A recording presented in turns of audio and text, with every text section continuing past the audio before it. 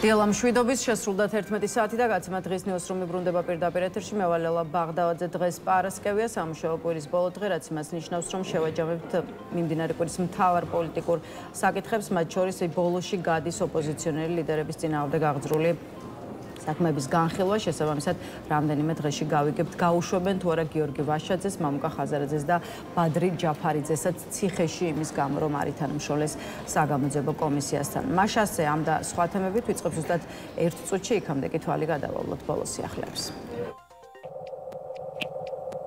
საქართველოს გენერალურ პროკურატურაში ჩორჩანას ეპიზოდთან დაკავშირებით გამოძიება გრძელდება. მიმდინარე გამოძიების ფარგლებში დღეს გამოკითხვაზე ჩორჩანაში მცხოვრები მალხაზ ლომიძე და სოფელ წაღვერის მკვიდრი თამაზ ლომიძე არიან დაბარებულები. პროკურატურის ინფორმაციით მალხაზ ლომიძე და თამაზ ლომიძე უწყებაში 12 საათზე მივლენ.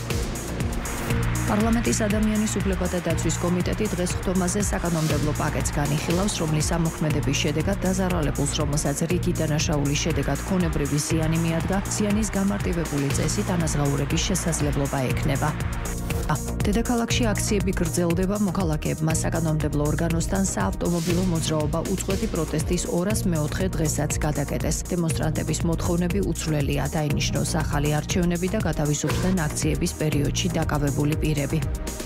ისრაელის საჰაერო ძალებმა ღამით თეირანში ავიაიერიშები განახორციელეს, რომლის სამიზნეც ირანის ათობით სამხედრო ობიექტი და ბირთვული კვლევის ობიექტი იყო. ინფორმაციას ისრაელის თავდაცვის ძალები ავრცელებენ და აცხადებენ, რომ ავიაიერიშებში 60-ზე მეტი გამანადგურებელი მონაწილეობდა, რომლებმაც 120 საბრძოლო მასალა ჩამოაგდეს. სამიზნეებს შორის იყო რაკეტების წარმოების რამდენიმე ობიექტი თეირანში, რომელიც ირანის თავდაცვის სამინისტროს სამრეწველო ბირთვს წარმოადგენდა.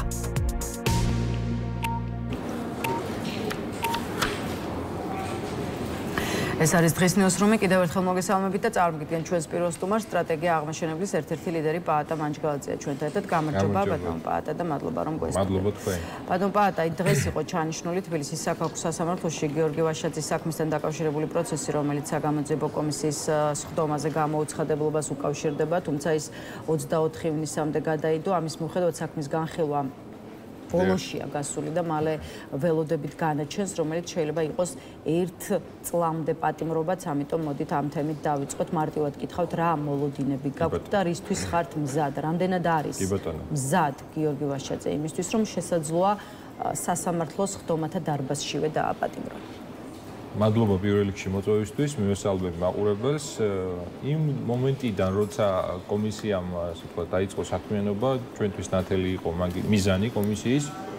ამდაგიმალავ ჩვენ ქონდა შეკრება და ეს ნამბიჯი რომ არ მივიდა გიორგი ვაშაძე და ის რა შეიძლება ამას მოყოლოდა, ქონდა გააზრებული აბსოლუტურად, რომ შესაძლებელი იყო ამის გამო დადგარიყოს ეს სამართლებრივი პასუხისმგებლობა, მაგრამ პოლიტიკა არის პრინციპები, ღირებულებები, გამბედაობა და გიორგი ვაშაძეს არ აკლია არც ერთი, არც მეორე და ჩემგან უხერხულია უბრალოდ ჩვენ თანამებრძოლები ვართ, მეგობრები ვართ. საუბარი, მაგრამ ერთი რამ უნდა ვთქვათ, გიორგი ვაშაძე არა მარტო თქვათ ამაზე წავიდა შეგნებულად, იცით ევროპაში ქონდა მიზეზები, ვიზიტი, შეხვედრები, უცებ დაინიშნა სტომა და ჩამოვიდა წინა დღეს, წინა სტომას გულისხმობ 2 დღის უკან იყო, რომ დასწრებოდა სტომას და მზად არის, აი აბსოლუტურად გააზრებული გვაქვს, რასაც ვაკეთებ, მზად ვართ.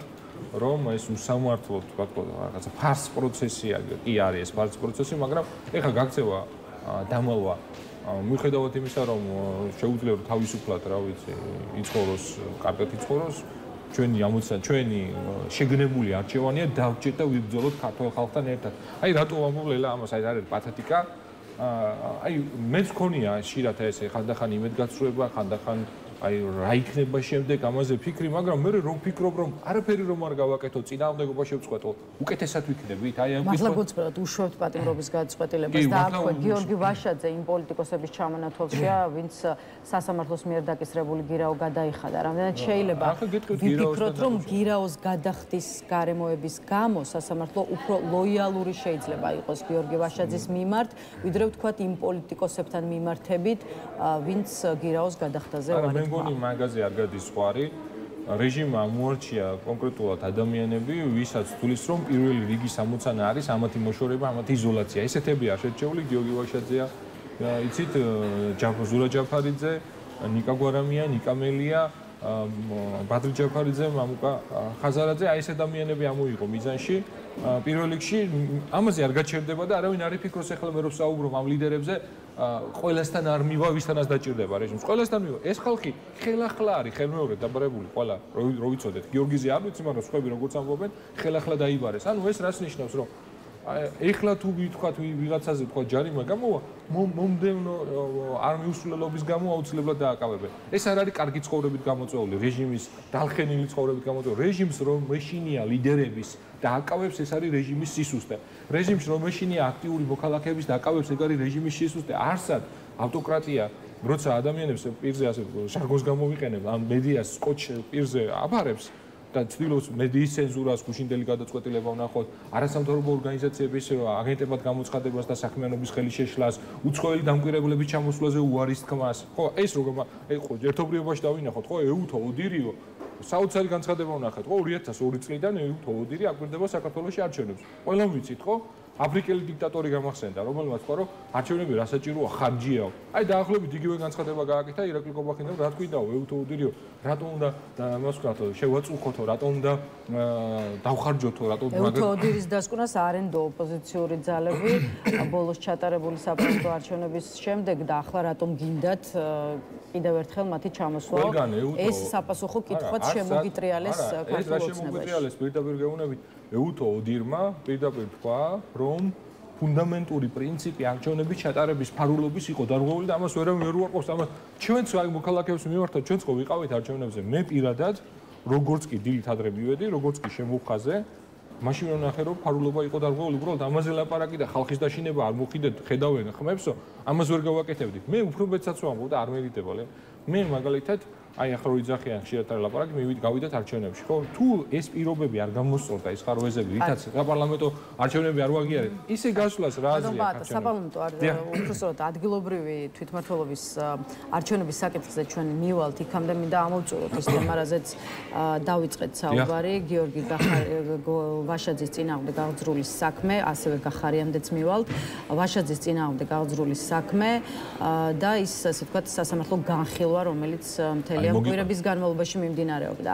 მთელი ამ პერიოდის განმავლობაში გიორგი ვაშაძე ჯიუტად ითხოვდა სასამართლოსგან, რომ გამოკითხვაზე დაებარებინა თვითონ კომისიის თავმჯდომარე თეა წულუკიანი. აი ამაზეც გითხარით, რატომ ითხოვდით წულუკიანის დაკითხვას? რა კონკრეტული კითხვები გაქვთ თეა წულუკიანთან? მოდი დავიწყოთ რაზეა ლაპარაკი.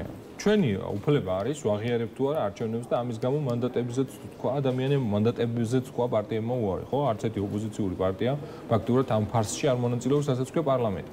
მოდი ეს არ გავხადოთ სადაო და გადავდოთ გვერდზე პარლამენტის შედეგს აღიარებ არ აღიარებ. ქართული ოცნების, ანუ ქოცური სტანდარტითაც კი რეგლამენტი, რომელიც უდევთ იმ თვითმმართველია პარლამენტში, პირდაპირ წერია, რომ იმისთვის, რომ კომისია გახდეს ლეგიტიმური, კომისიას ჰქონდეს უფლებამოსილება საქმიანობის, აუცილებელია ნახევარი მაინც იყოს ოპოზიციის წარმომადგენელი. ჩვენ გიორგი ვაშაძე ყოველ სტომაზე უსვავს პროკურორს კითხვას, მოსამართლეს დამისახელეთ ერთი ადამიანის სახელი და გვარი კომისიაზე მიუსვლელობას ხო ედავებიან? ის კომისია არ არის, რატომ? ვინც არის ოპოზიცია კომისიაში? მართლა მაინტერესებს, ოპოზიციიდან ხალხმა მანდატი მისცა. ოპოზიცია იყავი ბჭყალებში, იმიტომ რომ შეიძლება ოპოზიცია ხელისუფლება ყოფილიყავით, რომ გაყალბებულიყო არჩევნები. აი ოპოზიციური და განწყობილი დაუშვათ, შედეგი ვაღიარეთ. განწყობილი რომელი ადამიანი წარმოადგენს ოპოზიციის ხალხის მანდატიანი რომელი ადამიანი? წულუკიანთან რა კითხვები გაქვთ? არა, წულუკიანი ხა გეუბნები. ესეც არ არსებობს. არა, მაგას მაგმოდი ვარ. ანუ კომისიაში თუ ოპოზიცია არ არის, როგორ არის კომისია ლეგიტიმური? ახლა გადავიდეთ წულუკიანთან დაკავშირებით.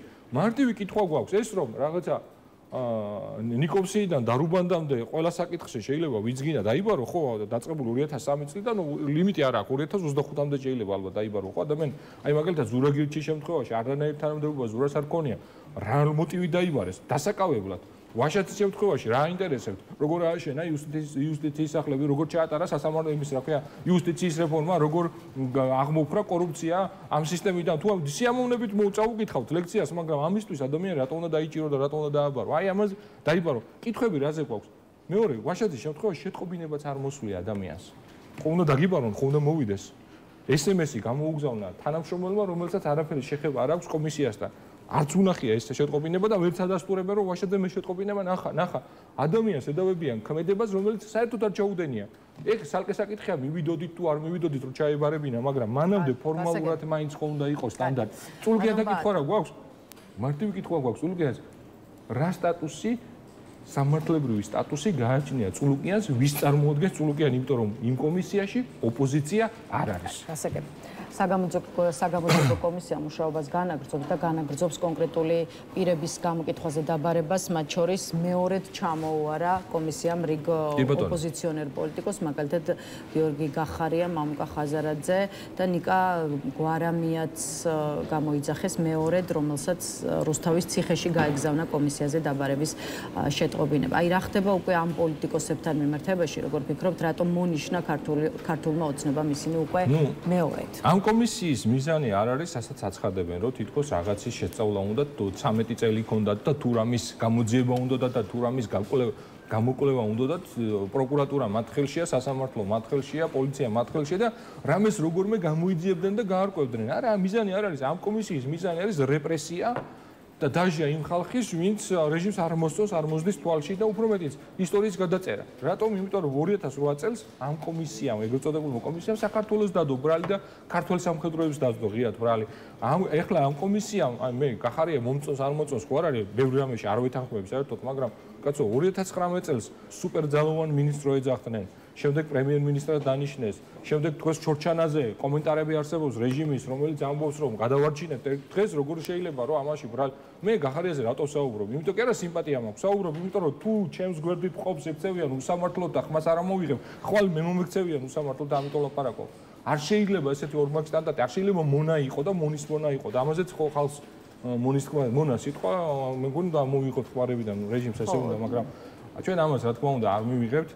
კიდევ ერთხელ ვამბობ, უამრავი ადამიანი გვიყურებს, რომელიც შეიძლება იყოს იმედ გაცრუებული, შეიძლება ამბობდეს, რომ ეს ლიდერი არ მომწონს, ის ლიდერი არ მომწონს, შეიძლება ყველა ერთია ამბობს, მაგრამ თუ ხელს ჩამოუშვებთ, არაფერს არ გავაკეთებთ, რეჟიმი კიდევ უფრო გამყარდება და არ დაიჯეროთ, რომ მარტო ლიდერებზე გაჩერდება. ყველას მიაკითხავს, ვინც თვალში არ მოუვა და ჩვენს ნაცვლად გადაწყვეტენ რა მოგწონს, რა არ მოგწონს, გადავრჩეთ თუ არა, ამასაც რეჟიმი გადაწყვეტს. ბატონო, გიორგი გახარიაზე მინდა ვთქვათ აქცენტირებულად დაგისვათ კიდევ ერთი კითხვა, მის წინააღმდეგ მისი ყოფილი თანაგუნდელები გენერალურ პროკურატურაში ერთმანეთის მიყოლებით აძლევენ ჩვენებებს და ამბობენ, რომ გახარია მე-6 წლის წინ საოკუპაციო ხაზთან სოფელ ჩორჩანაში საპოლიციო საგუშაგო ერთპიროვნული გადაწყვეტილებით დადგა. აი თქვენთვის რამდენად დამაჯერებელია არგუმენტი იმის შესახებ, რომ ჩორჩანაში საგუშაგოს ჩადგმაზე არაფერი იცოდა მაშინდელმა პრემიერ-მინისტრმა, მინისტრთა კაბინეტმა და თავად სუსმა. აი გავყვეთ კოცის ლოგიკას, აი ცალტვინავ ლოგიკას, კოჭს. აი ნახეთ. ანუ რა გამოდის, რომ შინაგან საქმეთა მინისტრი, ხა ჩემი დასაცავია გახარია ეგ არის ცოტა უცნაური, ხო? მაგრამ არ შეიძლება რომ გაწყობდეს მაშინ ლაპარაკობდნენ მარტო სიმართლეზე. არა, ყოველთვის უნდა ვილაპარაკოთ კიდევ ერთხელ ვამბობ. ანუ მოვიდა გახარიამ, არავის არ კითხა, არავინ არ გააფრთხილა, მივიდა, რამდენიმე კვირა მას აკეთებდა იქ, არავინ არ ჩააყენა საქმის კურსში. მერე თურმე ეს ყოფილა შეთანხმებული deep state-თან, იმიტომ რომ მომი გამოწვეული იყო. შემდეგ გახარიამ ეს ქმედები ჩადენის მერე ამ deep state-მა დაურეკა ირაკლი ყობახიძეს თუ ბიძინა ივანიშვილს. შემდეგ ეს ადამიანი, რომელსაც ომს აპირებდა, ქართული ოცნების ლოგიკას მიყვებია. ჩორჩანაში პროვოცირების გამოწვევა უნდა და დანიშნეს პრემიერ-მინისტრად. აი, ახლა გავყვეთ ლოგიკას. ანუ ეს ყველაფერი ამ ხალხმა იცოდა, რომ ეს ხდებოდა მიზანმიმართულად. გახარია იყო წარმომადგენელი ბჭყალებში, რა სისულელია, მაგრამ ვთქვათ, deep state-იც როგორც ყვებია, deep state-მა დანიშნაო და ამაში თანამონაწილეები იყო ბიძინა ივანიშვილი და ირაკლი ყობა. რა გამოდის? თუ ეს დანაშაული იყო, დანაშაულში თანამონაწილეობა არის სისხლის სამართლის დანაშაული. ძალიან მარტივია, მაგრამ აქ არც სამართალი არსებობს, არც კანონი არსებობს, არც მოსამართლე არსებობს, არც სასამართლო არსებობს. ყველაფერი გადასულია ერთი ადამიანის სამსახურად. ანუ აი კოცები რო ლაპარაკობენ, პატრიოტიზმს სულ ვეკითხები. რა არის თქვენი პატრიოტიზმი, რომ საქართველოზე უფრო ღირებული არის ბიძინა ივანიშვილი. მთელი რეჟიმი, მთელი სისტემა მუშაობს ბიძინაზე. აი ბაჩიაშვილზე რო ცვლილებები შემოაქვთ, ახლა ხო იცი? ცნობი დღეს გადის, ხო, ცნობილი ცვლილებები არის. კონკრეტულად ბაჩიაშვილი აწერია ეს.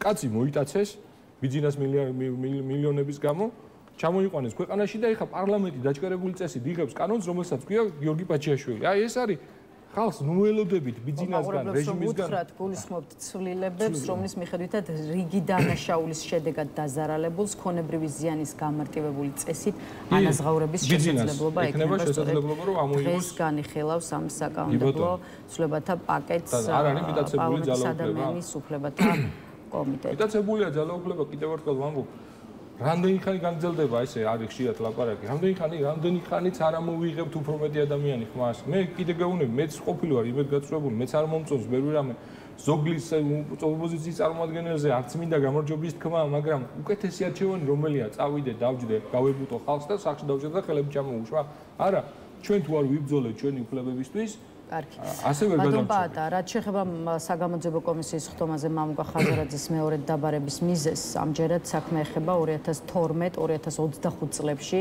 საქართველოს საგარეო პოლიტიკური მიზნების საზიანოდ განხორციელებულ ქმედებებს. აი, რას ეტყოდით ქართულ ოცნებას იმის საწინააღმდეგოდ, რომ რასაც ქართული ოპოზიცია დღეს აკეთებს საგარეო ველზე და აკეთებდა ბოლო წლების განმავლობაში, არ არის ნაბიჯები საქართველოს ინტერესების წინააღმდეგ. აი, ვინ ზარალდება, როცა დასავლელი პარტნიორებისგან ითხოვთ ქართული ოცნების დასჯას? ზარალდება უშუალოდ ქართული ოცნება თუ მთლიანად სახელმწიფო? ძალიან კარგი კითხვა დასვით, ალბათ ნოელა და ეს არის ფუნდამენტური საკითხი. ბიძინა ივანიშვილმა ფაქტია საქართველოს გეოპოლიტიკურ ასპარეზზე ქვეყნის შიგნით წარმოუდგენელი ზიანი მიაყენა. ეხლა საკითხი დგას ასე. ამ ზიანის ფასს გადაიხდის ივანიშვილი მარტო და მისი რეჟიმი თუ გადაიხდეს მთელი საქართველო. ჩვენ გვინდა რომ რაც შეიძლება მალე შევცვალოთ რეჟიმი და ფასი გადავახტევინოთ. ამ ზიანის ფასი გადავახტევინოთ მარტო ივანიშვილს და მის რეჟიმს, ხოლო რეჟიმი ცდილობს ამ ფასის გადახდაში ჩაიყოლოს, ჩაითრიოს მთელი საქართველო. მეტი არაფერი არ ხდება. ეხლა და საუბარი დაიწყო, იცით, ბოლო რეზოლუციები, რომ საქართველოს შეიძლება ივანიშვილის გამო, მისი რეჟიმის გამო, მისი ქმედებების გამო დაკარგოს უვიზო მიმოსვლა. ვინ გამოვა დაზარალებული? მარტო ტურისტული ვიზა ხო არ არის ევროპაში წასვლა. ევროპაში წასვლა მე მყავს ახლობლები, ვინც წავიდნენ, ონკოპაციენტები არიან, სამკურნალო წავიდნენ ევროპაში. ამ ვიზო მიმოსვლა მიეხმარა. სხვა რამე კითხვა გადავხატა. როცა ქართული ოპოზიცია, ოპოზიციონერი ლიდერები ითხოვენ საერთაშორისო არენაზე დასავლელი პარტნიორებისგან ქართული ოცნების დასჯას, ამით თავის მხრივ ისჯება თუ არა ქართული სახელმწიფო? ნახეთ, ჩვენი ამოცანა არის, რომ ბიძინამ რომ ზიანი მიაყენა საქართველოს და მის გეოპოლიტიკურ არჩევანს და ბლოკადა მოუწყო და ჩიხში ჩააგდო დაბლოკა ჩვენი ევროპული არჩევანი და საქართველოს გაიმეტა რუსული ჭაობისთვის. ამისთვის ჩვენ გვინდა რომ ფასი გადაიხადოს მხოლოდ ივანიშვილმა და მისმა რეჟიმმა, მაგრამ რეჟიმი ცდილობს რომ თელ საქართველოს გადაახტევინოს ფასი, თელი საქართველო ჩაიყოლოს. ამის ნიშანია თქო, ეხლა გამოსავალი რა არის ამ სიტუაციაში? ნორმალური ეროვნული მთავრობა, ნამდვილი მთავრობა ამ კრიზისში გამოსავალს იპოვიდა შემდეგს.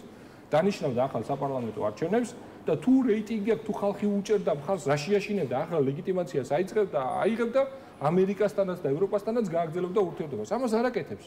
აი, ივანიშვილი იწვევს, ანუ ჩვენ კი არ ასე ვთქვათ, კი არ ვაწესებთ სანქციებს, ივანიშვილის ქმედებები იწვევს ამ სანქციებს ავტომატურად ჩვენგან დამოუკიდებლად, მაგრამ ჩვენ რას ვაკეთებთ ოპოზიცია?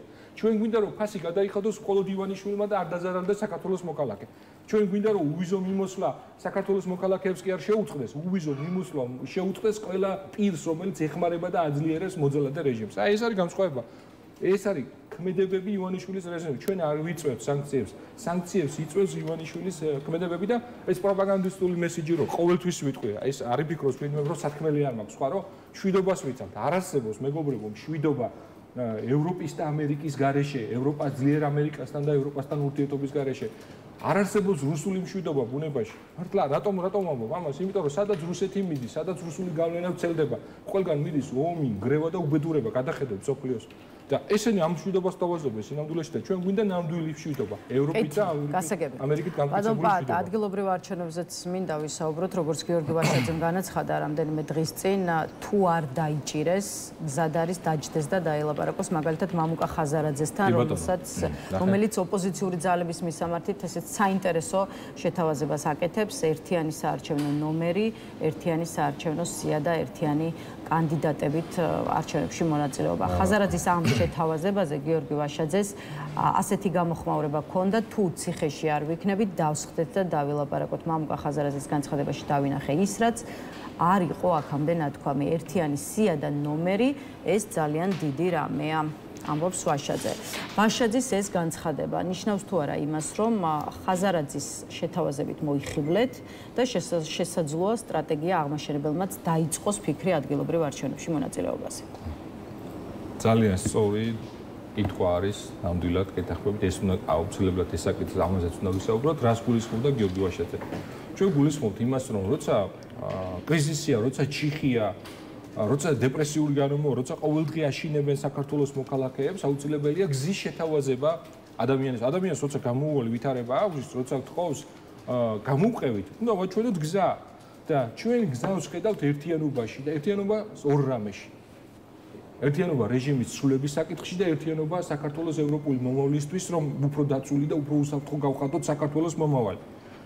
თუ და ჩვენი შეთავაზება ასეთია, რომ ერთიანობა დავიწყოთ რეჟიმის ცვლილების ამოცანაზე და ევროპული პერსპექტივასთან დაკავშირებით, დავჯდოთ, გადავდოთ პარტიული ნომრები, პარტიის სახელები გვერდზე, ამას გულისხმობს გიორგი ვაშაძე და თუ პარტნიორები დაგვიმტკიცებენ, რომ რეჟიმის ცვლილების ამოცანას ევროპაში ინტეგრაციის ამოცანას, უსაფრთხოების ამოცანას მოემსახურება თვითმმართველობის არჩევნებში მზად ვართ რომ მივიღოთ მონაწილეობა, უბრალოდ ჩვენი არგუმენტი გვაქვს ძალიან მყარი, რომ იმისთვის რომ არჩევნებში მიიღო მონაწილეობა, მინიმალური გარანტია უნდა არსებობდეს, რომ არჩევნები ტარდება და ჩვენ ასეთ რამეს ვერ ვხედავ. ეუთოოდირი არ მოვიდესო. უცხოელი ადგილობრივი და ორგანიზაციები აგენტებად გამოაცხადეს.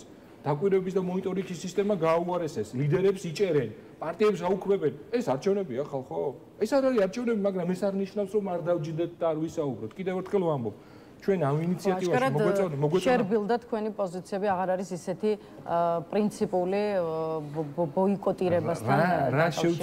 რა შევცვალე თუ შეიძლება რომ მითხრათ. ანუ განიხილავთ ყოველ შემთხვევაში საუბარს და მონაწილეობის შესაძლებლობას იმ შემთხვევაში თუ კი ერთიანობა იქნება ამ შემთხვევაში კიდევ ერთ ვაზუსტებ. ჩვენ ამ შემთხვევაში მოგვეწონა პარტიების გარეშე და ლოგოების და ბრენდის ნომრების გარეშე გაერთიანების იდეა. ჩვენ ამ შეხვედრაზე მივალთ რეჟიმის ცვლილებისა და ახალი არჩევნების რა თქმა უნდა და ევროპული კურსის გამტკიცების ამოცანით. თუ ამ განხილვაზე ვინმე შეძლებს ჩვენ დამტკიცებას ეს ისეთი ნათქვამია თუ ღმერთის არსებობას დაგვიმტკიცებთ ნახევარს მივწევთ დაახლოებით ესეთი რამეა თუ ვინმე შეძლებს ჩვენი დამტკიცებას და არ მოხდება პირიქით ჩვენ შევეცდებით რომ ჩვენ დავუმტკიცოთ დამწუნებას რომ თვითმმართველობის არჩევნები ამას მოეხმარება ყველა ვერსიას განვიხილავთ მაგრამ უბრალოდ არჩევნები არ ტარდება და ჩვენ რა გზაც გვაქვს არჩეული გონია რომ უკეთესია მაგრამ ეს არ ნიშნავს რომ არ დავჯდეთ და არ ვილაპარაკოთ. კი ბატონო, დიდი ქალაქების მოგების შანსი არსებობსო, ამასაც ირწმუნებიან მამუკა ხაზარაძის, ლელოსა და გიორგი გახარიას პარტიაში. აი სტრატეგია აღმაშენებელში ყოველ შემთხვევაში დღეს რამდენად ხედავთ ასეთ შანსებს, ესეც რომ გითხრათ. სანაც ვიდრე რეჟიმს ივანიშვილს ხელში უჭირავს ტაბლო, სადაც არჩევნების შედეგები ცხადდება, რომელიმე ქალაქის ან სოფლის გამოტაცებაზე საუბარი, წართმევაზე საუბარი არის უტოპია, იმიტომ რომ იმ თბილისშიც, იმ რუსთავშიც, იმ ქალაქებში, სადაც უკეთესი შედეგი აქვს ოპოზიციას ნაჩვენები, უბრალოდ არ დაჭირდათ და არ დაიწერენ შედეგი, თუ რა სიამოვნებით იგივე გაყალბების მექანიზმი, როგორც გაყალბდა ნინო წმინდა, ახალქალაქი და მარნეული, სიამოვნებით დაიწერდნენ 90% თბილისშიც. არანაირი პრობლემა ამის სისტემას არ აქვს, იმიტომ რომ არ არის გამჭირვალე და არის მანიპულირებადი. უნდა აღმოიფრას ეს მანიპულაციის შესაძლებლობა და შემდეგ სიამოვნებით ნებისმიერ არჩევნებში გამოვიწვევთ რეჟიმს. შეიძლება ითქვას, რომ მამუკა ხაზარაძე მინიმუმ ერთი პარტია და მინიმუმ რამდენიმე ოპოზიციონერი პოლიტიკოსი დააფიქრა ადგილობრივ არჩევნებში მონაწილეობაზე და ბოიკოტის. ჩვენ ამაში ადგილობრივი არჩევნები კი არ დავინახეთ, ჩვენ ამაში დავინახეთ ერთიანობის შესაძლებლობა, იმიტომ რომ როცა ხალხს თავაზობ რომ გაერთიანება ნიშნავს გაერთიანებას გზასთან და გამოსავალთან დაკავშირებითაც. არ შეიძლება ჩიხში არსებობდეს 50 გამოსავალი. ანუ ეს პარტიები, ამდენი პარტიები დაბნეულობას იწვევს და ამიტომ ჩვენ ერთიანობა გვინდა გიორგი ვაშაძეს ერთიანობა უნდა იმისთვის რომ ერთი გამოსავალი შევთავაზოთ, ერთი გზა შევთავაზოთ ხალხს და ამ ერთიანობით გავიმარჯვოთ. აი ამისთვის გვჭირდება ჩვენ არა თვითმმართველობის ფასში მონაწილეობისთვის, არამედ ერთიანობა გზის ჩვენებაში, გამოსავლის ჩვენებაში. აი ეს პერსპექტივა დავინახეთ. ევროპარლამენტმა მიიღო საქართველოს საკითხზე გუშინ კიდევ ერთი რეზოლუცია და ამ თემასაც გამოეხმაუროთ დოკუმენტში ძირითადად მედიის თავისუფლების კუთხით შექმნილ პრობლემებზეა საუბარი. კიდევ ერთხელ არის მოთხოვნილი მზია ამაღლობელის გათავისუფლება, თუმცა ასევე დაგმობილია ციტატა ქართული ოცნების ხელისუფლების სისტემური თავდასხმა დემოკრატიულ ინსტიტუტებზე, პოლიტიკურ ოპოზიციაზე, სამოქალაქო საზოგადოებასა და სასამართლო დამოუკიდებლობაზე. ევროპარლამენტი მოუწოდებს საქართველოს ხელისუფლებას დაუყოვნებლივ გაათავისუფლოს ყველა პოლიტიკური პატიმარი და სხვა უკანონოდ დაკავებული პირი, მათ შორის აქტივისტი მათე დევიძე, ოპოზიციონერი ლიდერები ზურაბ ჯაფარიძე, ნიკა მელია, ნიკა გვარამი, ასევე ყოფილი პრეზიდენტი მიხეილ სააკაშვილი გმობს ერთიანი ნაციონალური მოძრაობის თავმჯდომარის თინა ბოკუჩავას ქმრის ძალადობრივ გატაცებას და მისი შვილების უსაფრთხოების მიმართ დამუქრების შესახებ გავრცელებულ ინფორმაციას ნათქვამია რეზოლუციაში. ისევ და ისევ კითხვა, რომელიც ამ ტიპის რეზოლუციების მიღების დროს ისმევა ხოლმე. რა მნიშვნელობა აქვს მორიგ კრიტიკულ დოკუმენტს, რომელსაც ურად არავინ იღებს? ესე იგი, რეზოლუციას აქვს მნიშვნელობა, რომ შემდეგ ეს რეკომენდაცია, ეს რეზოლუცია სავალდებულო ხდება მინისტრთა კომიტეტისთვის, სასრულებისთვის და ამით ამ რეზოლუციების მიხედვით მომავალში ხდება განსაზღვრა პოლიტიკის საქართველოსთან დაკავშირებით. ყველა ერთ რამეს გაუწიოთ ანგარიში.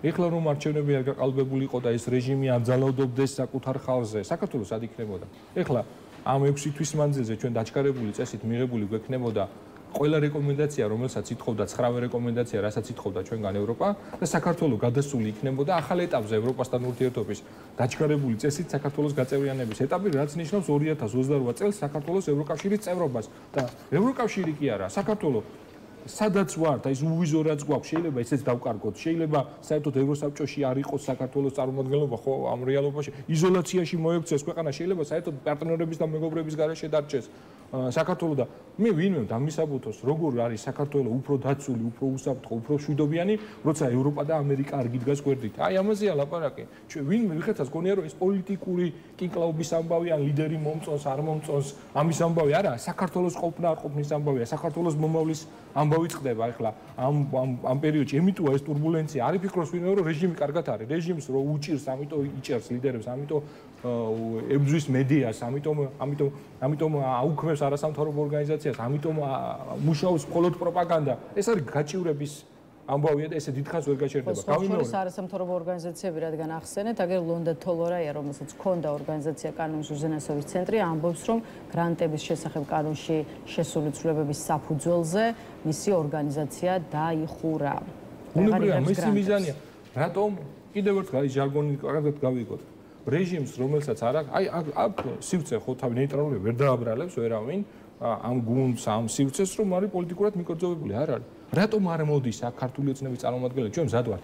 აი თავისი სიმართლეები გვამხილონ, დამიჯდეს გვერდზე და გვამხილოს. ან რო იძახიან, რომ ვიღაცა უცხოეთის აგენტები არიან. ხელისუფლება თქვენ ხელშია, სუსტი თქვენ ხელშია, პროკურატურა თქვენ ხელშია. აძარით ბატონო საქმე ჩემზე გამაგებინეთ, რომელი ქვეყნის აგენტი ვარ. კი ვარ აგენტი, საქართველოს აგენტი ვარ და მის ინტერესს წარმოვადგენ ყველგან. მაგრამ თვითონ არიან აგენტები. რატომ? და რატომ არ აკეთებენ ამას? ეს ჭირდებათ პროპაგანდისტვის. კიდევ ერთხელ ვამბობ, ეხლა არ დგას საკითხი პარტიების ან არჩევნების ან ლიდერების საკითხი. ეხლა საქართველოს მომავლის საკითხი წყდება. ხედავთ რეგიონში რამხელა მასშტაბის турბულენცია არის და საქართველოს გადარჩება ძლიერ ევროპასთან და ძლიერ ამერიკასთან ერთად. მადლობა ბატონ პაატა სტუმრობისთვის, დაგემშვიდობებით. პაატა მანჯგალაძე პასუხობდა ჩვენს კითხვებს. ახლა რეკლამის შემდეგ კიდევ ერთი სტუმარი გვერდდება, ასე რომ დაგვაოდით.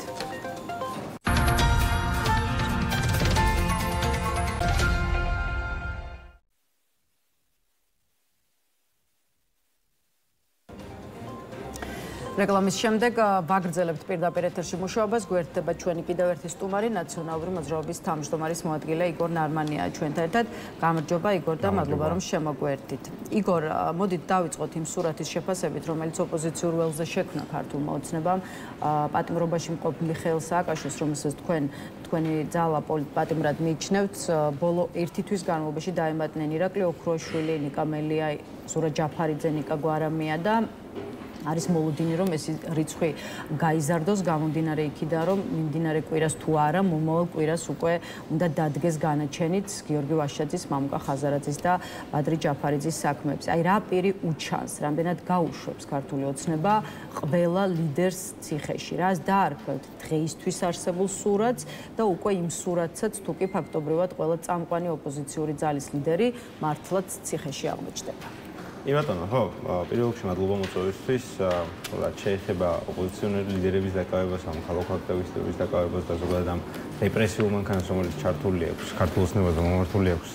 ჩვენკენ ხედავთ, რომ ერთ-ერთი მთავარი ინსტრუმენტი ამ ბავშვი აქვთ რაღაც ეს ეგრეთ წოდებული საგამოძიებო კომისია, სადაც თეატრულკიანის ის და აქვს მართლა თავის რაღაცა პოდკასტი აბსოლუტურად აბსურდზე აგებული, იმიტომ რომ ხედავთ ქართული ოცნების მხარდამჭერებს მათ შორის, რომელიც მიდიან კომისიას და ტექსტებს ვერ იზეპირებენ და იქ ეშლებათ რა ვიცი იბნევიან, მაგრამ მხოლოდ ერთი რამისთვის არა, ეს არის ინსტრუმენტი იმისთვის, რომ პირველ რიგში საქართველოს სახელმწიფო როგორც ასეთი ესე იგი მოახდინონ რევიზირება ჰააგის და სტრასბურგის გადაწყვეტილების 2008 წლის ომთან დაკავშირებით, მათ შორის გამოიყვანონ რუსეთი მართალი და პუტინის რუსეთი ამ ომში და ამ ბრძოლაში და ემსახურება იმას, რომ რეპრესიული მანქანა მომართონ ოპოზიციონერი პოლიტიკოსებისკენ, მხოლოდ იმიტომ, რომ რა ვიცი, სურა ჯაფარიძე მაგალითად რატომ უნდა მისულიყო ამ კომისიაზე თავიდან მომდე ფარსია, რომელი პოლიტიკოსი საერთოდ მოსულიყო. ყველანაირი ლოგიკით უნდა დაებარებინათ. აი საგამოძიებო კომისია პარლამენტში თავდაპირველად სწორედ ნაციონალური მოძრაობის საქმიანობის შესასწავლად შეიქმნა, თუმცა ყველაზე ნაკლებად ნაციონალური მოძრაობის ხელისუფლებასთან დაკავშირებული პირები დაიბარეს, ხო და მეტიც საერთოდ არ დაიბარეს წინა ხელისუფლების პირველი პირები, მათ შორის არ გამოუკითხავთ არც ყოფილი პრეზიდენტი მიხეილ სააკაშვილი. ამას რით იხსნით? აი რატომ არ მოусმინეს მიხეილ სააკაშვილს, როგორ ფიქრობთ და რატომ არ მოусმინეს თქვენი პარტიის იმ სხვა ლიდერებს, რომლებსაც წინა ხელისუფლებაში თანამდებობები ეკავათ? ბატონო, თქვენ იცით რომ მიხეილ სააკაშვილის წინააღმდეგ ყველა რეპრესიული მანქანა გამოიყენეს, რაც კი შეიძლება გამოყენებულიყო, მათ შორის შეკრებითობის პრინციპი გამოიყენა მოსამართლე, ეგრეთ წოდებულ მოსამართლე ჯინჯოლიამ და კიდევ აპირებენ რომ რა ვიცი ბრალი წაუყენონ და დაუმატონ, ამიტომ ნუ მით უმეტეს ამ ეგრეთ წოდებული კომისიის ვადა გრძელდება რაღაც 5 აგვისტომდე, როგორც გავიგე, როგორც მაქვს ინფორმაცია, ამიტომ მოლოდინი გვაქვს რომ რა თქმა უნდა კიდევ დაიბარებენ ადამიანებს, რა თქმა უნდა, ნუ ახლა მიხეილ სააკაშვილი იქ არც მივა, თუმცა არც მიხეილ სააკაშვილის იქ გამოსვლა არ მგონია აწყობდეს თეატრულკიანს ან ქართულ ოცნებას და ქართული ოცნების პროპაგანდას, იმიტომ რომ თავიდან მომდე ფარსია, მიუხედავად იმისა, რომ თავიდან მომდე ვაკონკრეტებ, რომ მიხეილ სააკაშვილი რა თქმა უნდა რომ დაიბარონ, იქ არ აპირებს ხა თავი რომ დავანებოთ იგორ წინა ხელისუფლების საქმიანობის შესწავლას და 2012 წლამდე პერიოდს, აი მაგალითად მამუკა ხაზარაძე საგამოძიებო კომისიის ხდომაზე მეორედ დაიბარეს, იმიტომ რომ ქართული ოცნების შეფასებით სახელმწიფოს წინააღმდეგაა მიმართული ის ასე ვთქვათ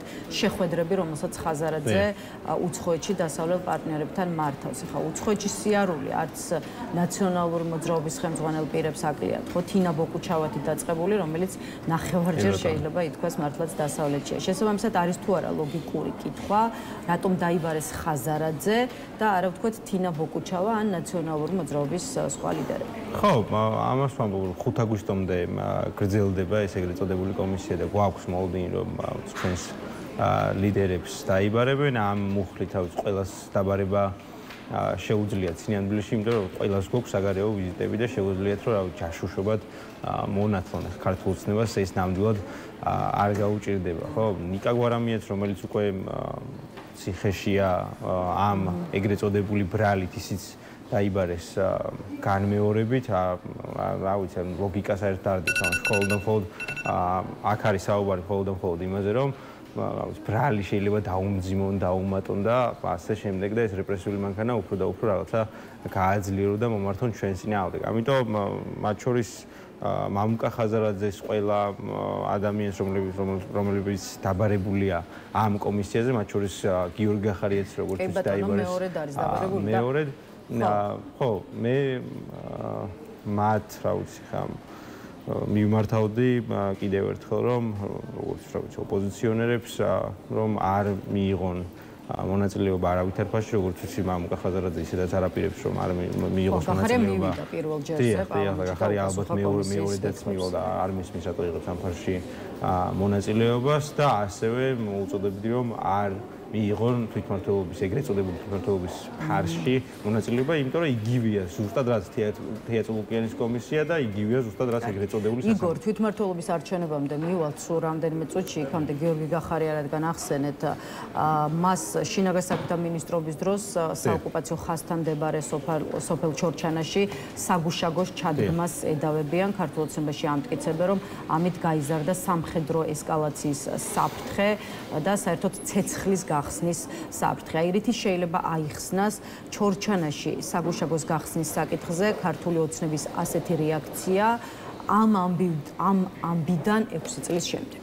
ხო, თავიდან ბოლომდე აბსურდულია ხა, იმიტომ რომ ის ადამიანები, რომლებიც ხა დანაშაულებენ გიორგი გახარიას და პროპაგანდირებენ, რომ თითქოს რაღაცა ომის დაწყების შიში და საფრთხე იყო, თუ ომის დაწყების შიში და რისკი და საფრთხე არსებობდა, მაშინ სხვანაირად პროპაგანდირებდნენ ეს ადამიანები 2019 წელს, როდესაც ეს საგუშაგო დაიდგა, ხო, ადგილზე. მათ შორის ყოფილი შინაგან საქმეთა მინისტრი გომელაური ამ გადაწყვეტილებას გიორგი გახარიას გადაწყვეტილებას ამართლებდა პირიქით, მათ შორის დავით მათიკაშვილი, რომელიც ახლა ამ კონკრეტულ кейსთან დაკავშირებით ძალიან ხშირად გამოდის და საუბრობს და აკომენტარებს, რომ თითქოს რაღაცა რისკებს იწვევდა ეს ამბავი, მათ შორის თეატრალურკიანი და ის ადამიანები, რომლებიც ახლა კომისიაში არიან, სიამოვნებაში 2019 წელს სულ სხვა რამეს პროპაგანდირებდა და გვეუბნებოდა, ამიტომ ეს უნდა იყოს გაკვეთილი თითოეული ქოცისთვის, როგორ მოიქცევია, როდესაც მას გამოიყენებენ ქართული ოცნებიდან და გადააგდებენ. ბიძინა ივანიშვილის ხელწერა ეს არის სინამდვილეში, ხო? ეს ადამიანები მათ შორის რომლებიც გამოიყენა ხარება, მათ შორის გომელაურიც, სხვა ადამიანები, რომლებიც იყვნენ სტრუქტურაში და საშნელი რაუცი ძალადობა განახორციელებინის ქართველი ახალგაზრდების საქართველოს მოქალაქეების წინააღმდეგ ეხლა თავისუფლად მოიშორა და გადააგდო და თანამდებობიდან გაუშვა და ვინც ის კიდე რას უპირებს, ხო, ხვალზე შეიძლება სადღაც დაიბაროს, ამიტომ ეს უნდა იყოს სინამდვილეში გაკვეთილი ყველა ქართული ოცნების მესვეურისთვის, რომელიც ეხლა სიბინძურებს ჩადის. ჩვენ ხედავთ მათ შორის, რა ვიცი, 20 ივნისზე დღეს 5 წელი გავიდა 20 ივნისზე. აი თქვენ თქვით, რომ გაკვეთილი უნდა იყოს ის რაც ახლა ხდება თითოეული მოქალაქისთვის, ხო, აი და 20 ივნისის მოვლენებიც ახსენეთ ამ კონტექსტში და კი ბატონო ქართული ოცნება მათ შორის 2019 წლის 20 ივნისის მოვლენებსაც სწავლობს, რომელიც ასევე გახარიას უკავშირდება გუშინ საგამოძიებო კომისიის ხდომაზე ყოფილი პრემიერ-მინისტრის მამუკა ბახტაძის აპარატის ყოფილი უფროსი გიორგი ჭოლაძე გამოიკითხა, რომ მათ ძალიან ბევრი ცუდი რამ თქვა გახარიასთან მიმართებაში და მოდით მხოლოდ ერთ მესიჯს ჩავიკითხავ, სროლა რომ დაიწყოს 20 სუბარის შეშლილი სახით შემოვარდა და გახარიას უთხრა ის რა უბედურებაო, გახარიას არ ეტყობოდა, რომ განსაკუთრებულად დარდობდა იმის თაობაზე, რა ხდებოდა გარეთ და ასე შემდეგ და ასე შემდეგ. მოკლედ, უარყოფითი რეაქციები ახლდა ჭოლაძის ამ განცხადებას, სოციალურ ქსელში წერდნენ, რომ ეს არის დღევანდელი ხელისუფლების სახე, რომელმაც აი ყოფილი კოლეგები გაიყვანა რინგზე ერთმანეთის საჯიჯგნად. როგორც ჩანს, თქვენც დაახლოებით იგივე შინაარსს ხედავთ, ხომ, იმ ჭოლაძის იმ, ასე ვთქვათ, გამოსვლაში, რომელიც გუშინ მოვისმინეთ. შესაბამისად, ვუთხრათ მაყურებლებს, რა მესიჯია მართლაც ეს ნებისმიერი ადამიანისთვის. დიახ.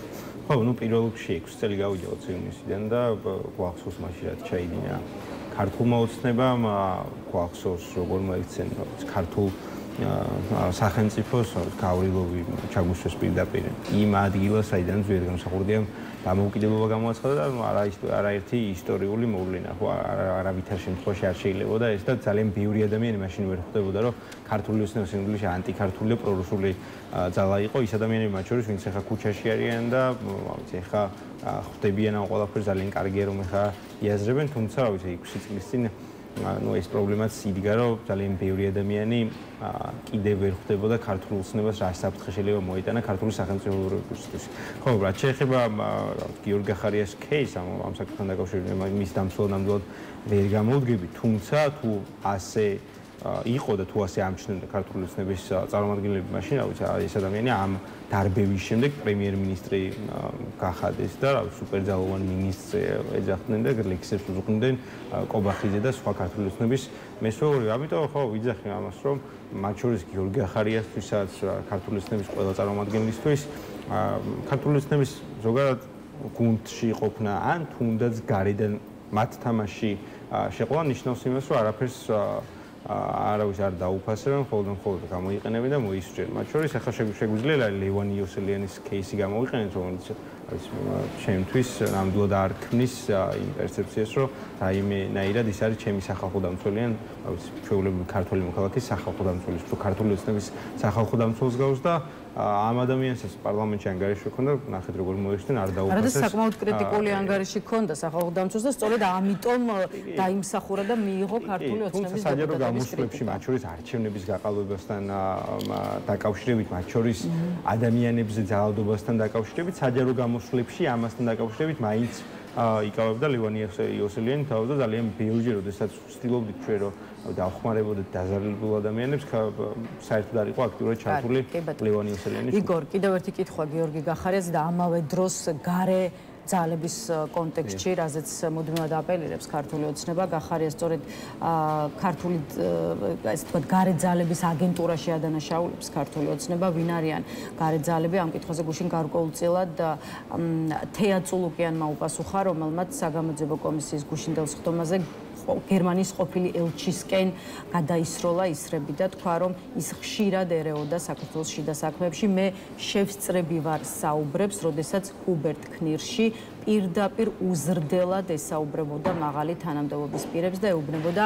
შენ ახლა ეს უნდა შეასრულო, ეს არის თეა წულუკიანის განცხადება. აი როგორ ფიქრობთ, ცოტა უხეშად გითხავთ, რატომ გადაეკიდა ქართული ოცნება გერმანიის მოქმედ თუ ყოფილ ელჩებს, რა გგონიათ ამის მიზეზი?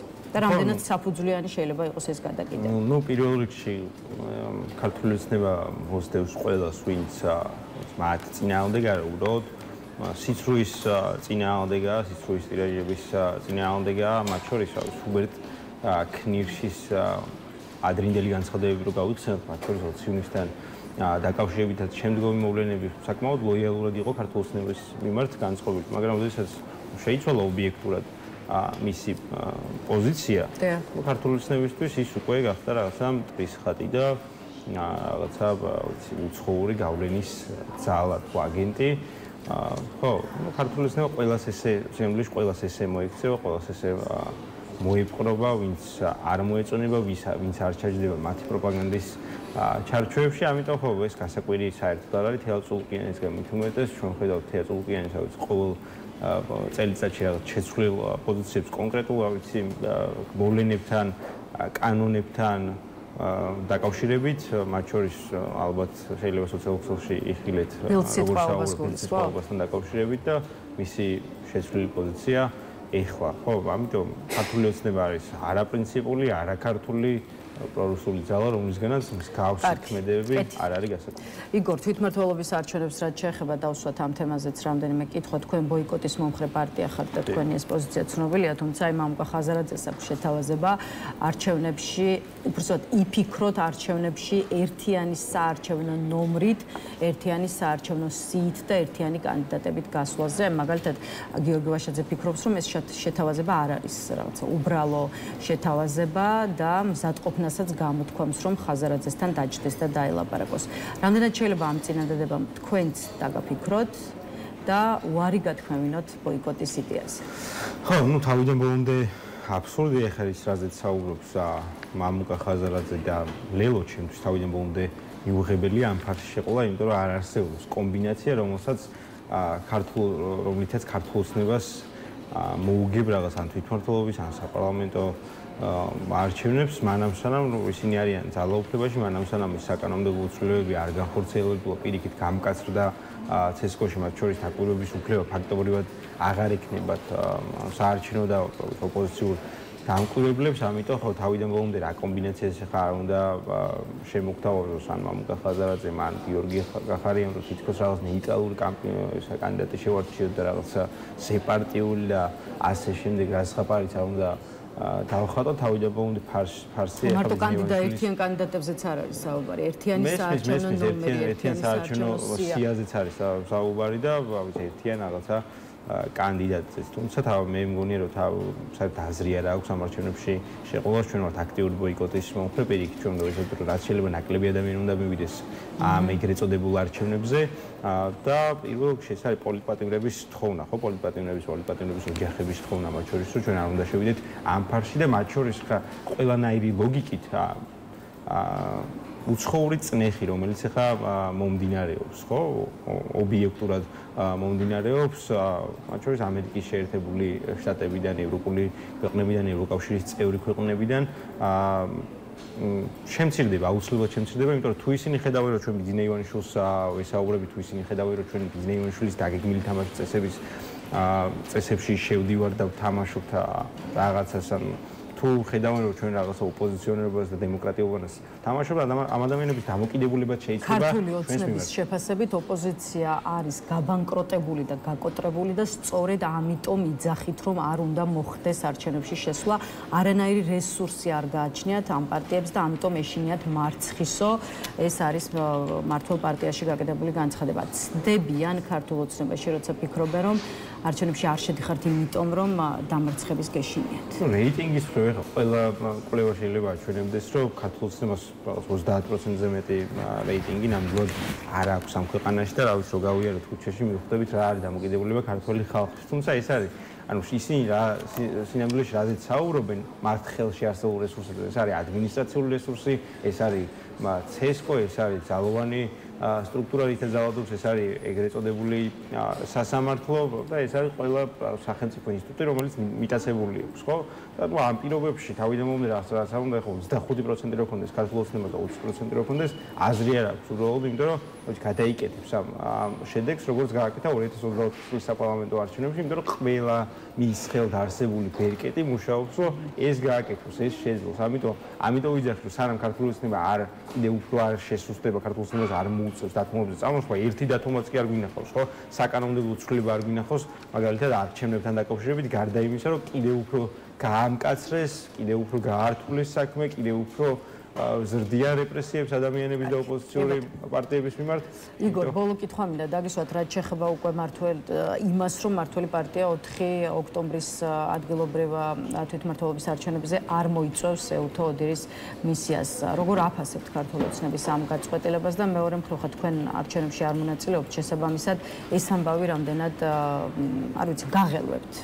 ზოგადად საფრთხის შემცველი არის, თუმცა რადგან არ მონაწილეობთ ქართულ ოცნებას არც ეუთოოდირთან ერთად გაუჭირდებოდა ამ არჩევნების ეგრეთ წოდებულად მოგება, ხო? იმიტომ რომ მარტო იმ მონაწილეობის ფაქტობრივად რაც ახლა 2-3 პოლიტიკური სუბიექტი შევიდეს, მთავარი ოპოზიციური ძალა და ძალები არ შედიან ამ არჩევნებში, ამიტომ ხო, ეუთოოდირთან ეს მიდგომაც, არ ვიცი რას ნიშნავს, აჩვენებს მათ დამოკიდებულებას ზოგადად მათ მიმართ ზოგადად უცხოელების მიმართ კიდევ ერთხელ გამოხატავენ უპატივცემულობას მათ მიმართ რომ თითქოს საერთოდ არ ჭირდებათ არაფერში ეუთოოდირი და ვითომ აქ რაღაც გამჭვირვალე საოცარ დემოკრატიულ არჩევნებს ჩაატარებენ ხო თან ალბათ მაინც რაღაც სოფლებში თუ რაიონებში მაინც როგორც უნდათ ისე გააკეთებენ ყველაფერს და ისე ჩაატარებენ რავი დაიწერონ 90% როგორც ბელარუსში. მადლობა იგორ, დაგემშვიდობებით ნაციონალური მოძრაობის თავმჯდომარის მოადგილე იგორ ნარმანი აპასუხებდა ჩვენს კითხვებს.